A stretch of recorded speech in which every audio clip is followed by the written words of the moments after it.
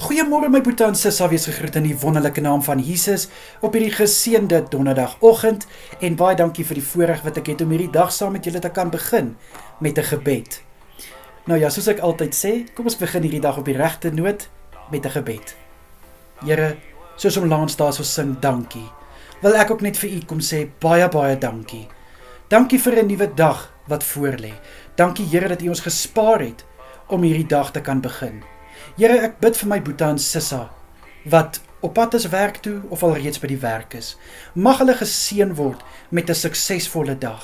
Ek bid, liewe Here, vir goeie moed in hulle werk. Ek bid, liewe Here, dat u vir hulle sal vul met krag en met wysheid, waar hulle ook al is vandag by die werk, Here.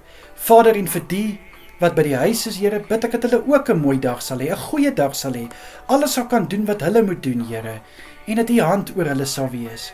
Vader, vir die wat nagskof werk en nou regmaak om te rus, bid ek, Here, dat hulle goeie rus sal inkry en, liewe Here, verfris en versterk sal opstaan.